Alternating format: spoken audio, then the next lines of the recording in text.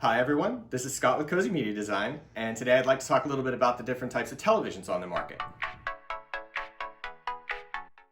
So both of the best available television technologies on the market right now are LED televisions. But what exactly is an LED? Well, LED is just an acronym that stands for light emitting diode. And you can think of an LED like a light bulb, but much smaller. An LED produces light when electrical current is run through it, just like a light bulb, and the specific current determines the color of the light.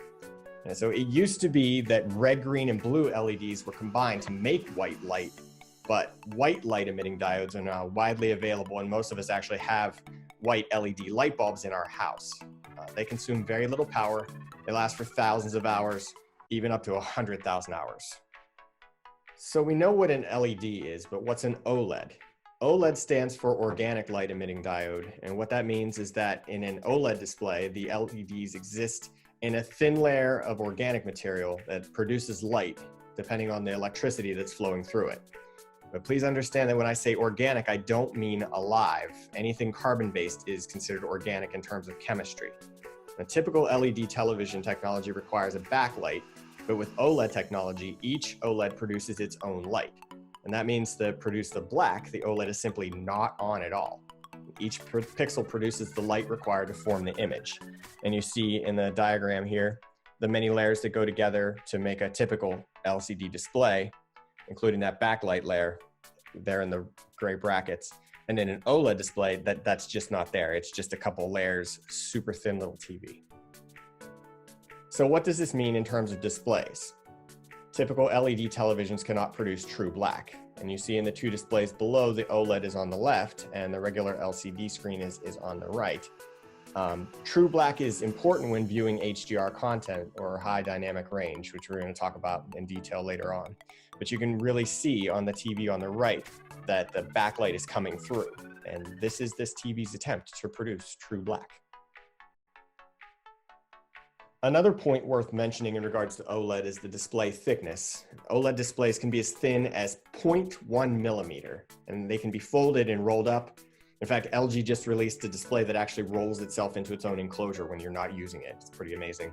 The LG OLED displays in the market are typically 2.75 millimeters deep, which is still like really thin. You can see the image below from the LG's website. Both the nanocell, the QLED or LED displays are much thicker because they require a backlight, and that takes up space. All right, so on to QLED. QLED stands for quantum light emitting diode. Quantum dot LED televisions have been on the market for years. LG's nanocell televisions are all quantum dot. I mean, it's not exactly the newest technology. In reality, the LEDs in a QLED display are not quantum dot at all, though. A true quantum dot LED can produce its own light, and unfortunately, all displays like this still include a backlight, which makes them thicker. They're still capable of HDR content. Samsung's higher-end QLED displays are priced in the same range as OLED displays, but are they better than OLED? Well, no, they aren't. QLED cannot produce true black due to the backlight, and they're capable of HDR, 4K, 8K image reproduction just like the OLED, but true black matters. So who makes those rules? So VESA is an international nonprofit organization that certifies, standardizes, and classifies consumer electronics. In 2019, VESA created a new standard in HDR for OLED displays, true black, all caps. You can visit their website and read a list of all the HDR classified displays, including Samsung QLED, which produces HDR but not true black. So literally, OLED has its own classification. It's just that good. What's HDR and why is it even important? HDR displays offer higher contrast ratios and more vivid color reproduction than ones without it. And that doesn't mean that HDR is the same across the board, because it definitely isn't. The HDR on your laptop screen can be different than an OLED, QLED, or any display.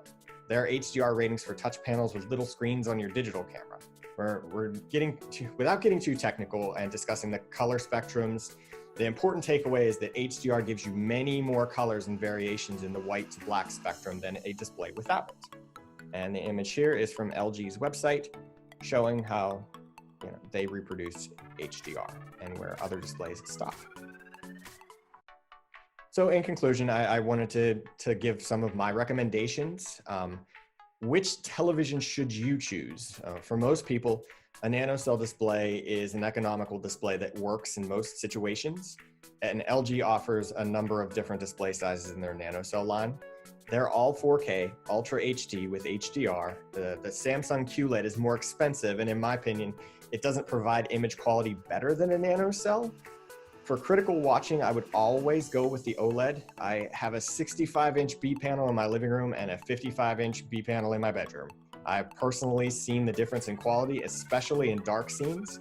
Most LED displays just wash out the dark scenes with black light bleed through. And that's all I've got.